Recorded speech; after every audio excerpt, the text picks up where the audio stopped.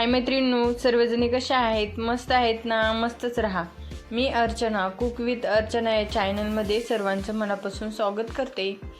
आज मस्तपैकी तुमच्यासाठी रेसिपी आणली आहे, जे आपण बाहेरून डोसा आणि इडली खातो त्यासोबत जे रेड कलरची चटणी भेटते ना, त्या पद्धतीची चटणी मी आज करून तुम्हाला दाखवणार आहे. तुम्ही बघू शकता किती छान असं एकदम मस्त अशी चटणी झालेली आहे. तिला असा मस्त वरून तडका पण आपण देऊ शकतो. अशा प्रकारे जर चटणी केली ना, एकदम बाहेरसारखी टेस्ट लागते. एकदा रेसिपी करून बघा. चला तर मग आता आपण रेसिपीला सुरुवात करूया. चटणी जास्त बनवायची होती म्हणून एवढं मटेरियल घेतलेलं आहे. कमी बनवायचे असेल तर एक एक कांदे घेऊ शकता. इथे चटणी बनवण्यासाठी इथे मी 2 कांदे, 2 टोमॅटो, अर्धी वाटी डाळवे, 4 बेडगी मिरची, थोडी चिंच, ओले खोबरे आणि अद्रक लसूण घेतलेले आहे. आता हे सर्व आपण कढईमध्ये भाजून घेणार आहोत. कढईमध्ये थोडंसं तेल टाकून घेतलेलं आहे. आता त्यामध्ये मी सुरुवातीला खोबरं भाजून घेते. खोबरं आणि डाळवं साईडला भाजून घ्यायचं. कांद्यामध्ये मिक्स करायचं नाही, कारण की व्यवस्थित बारीक असं वाटलं जात नाही. त्यामुळे मी सुरुवातीला आता खोबरं छानपैकी भाजून घेणार आहे आणि डाळवं पण त्यात टाकून घेते. खोबरं थोडंसं भाजत आलं की नंतर डाळवं टाकायचं, कारण की खोबऱ्यासोबतच टाकलं की डाळवं जळून जातं. आता हे व्यवस्थित असं भाजून घेतलं छानपैकी. थोडंसं खोबरं लालसर झालं की मग काढून घ्यायचं, कारण की डाळवं तर सुरुवातीला भाजूनच जातं. डाळव्याऐवजी तुम्ही हरभऱ्याची डाळ पण वापरू शकता, त्याची पण चटणी मस्त होते. पण इथे मी डाळवंच घेतले. आता डाळवं आणि खोबरं व्यवस्थित भाजले, ते आता सर्व काढून घेतले साईडला. आता यामध्ये मी कांदा पण भाजून घेणार आहे. तुम्ही बघू शकता लालसर असं भाजून घेतले. आता यामध्ये अद्रक लसूण टाकून घेतले. आता सर्व जो कांदा, 2 कांदे बारीक चिरून घेतलेले आहेत ते पण टाकून घ्यायचे. लांबके असे बारीक चिरून घेतलेत, कारण की आपल्याला मिक्सरलाच काढायचे. बेडगी मिरच्या पण टाकून घेतल्या.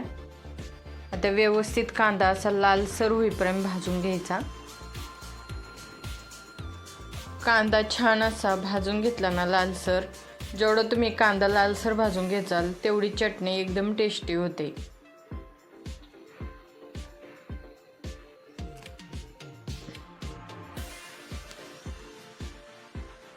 बाहेरून जो आपण मागवतो ना, लोणी डोसा किंवा इडली सांबार बी मागवतो, त्यासोबत रेड चटणी बाहेरचे देतात.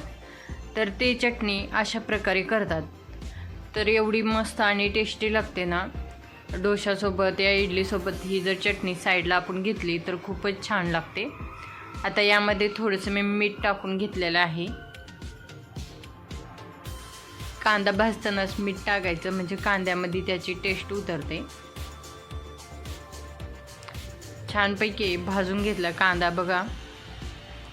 आणखीन थोडासा भाजत आला की आता त्यामध्ये मी टोमॅटो टाकून घेते.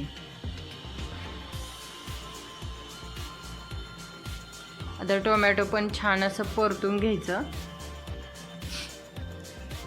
आता यामध्ये थोडीशी चिंच घेतलेली ती पण टाकून घेते. सर्व व्यवस्थित मिक्स करून घ्यायचं.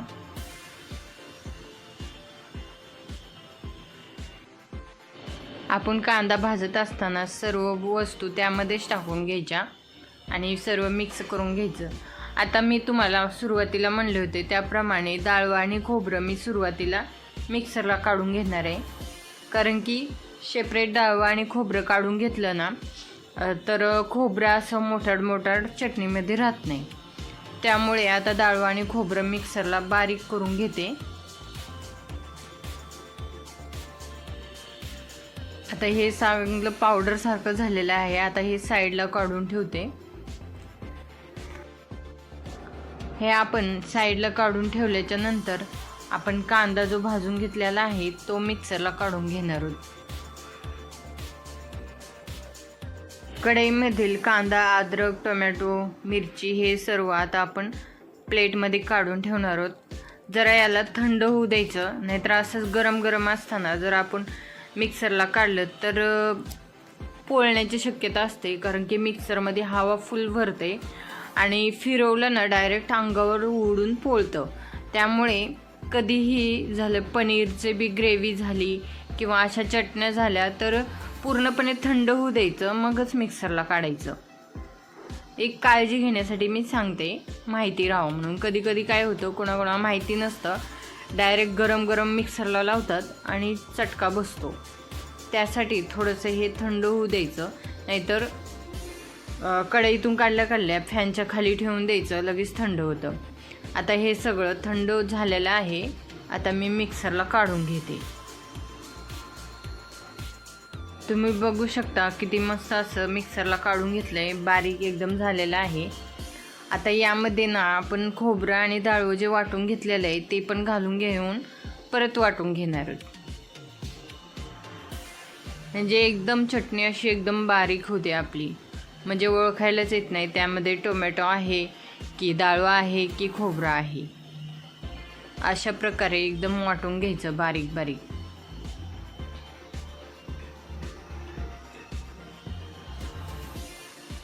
तुम्ही बघू शकता एकदम छान असं वाटलं गेलेलं आहे. आता मी हे कुकरच्या भांड्यामध्ये काढून घेते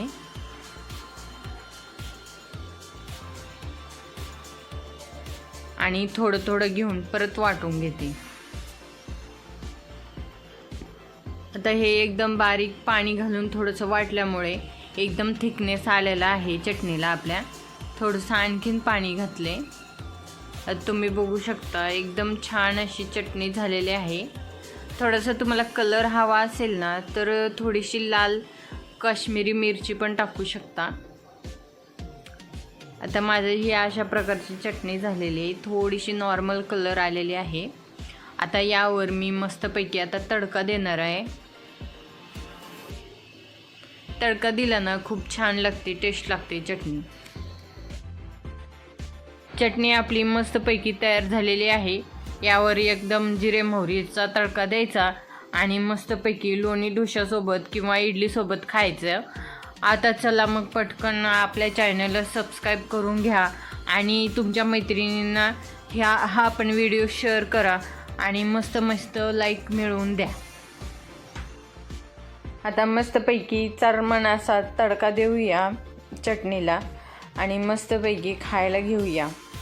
चला तर मग आता स्वतःची काळजी घ्या आणि परिवाराची काळजी घ्या. आता आपण भेटूया पुढील व्हिडिओमध्ये. तोपर्यंत टेक केअर.